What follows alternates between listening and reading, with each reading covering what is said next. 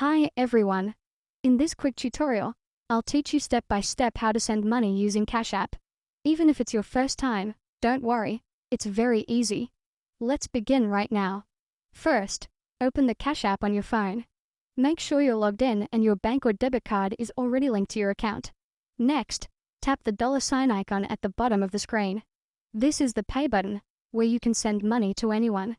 Now, type the amount you want to send. For example, enter $25, then tap the Pay button to continue.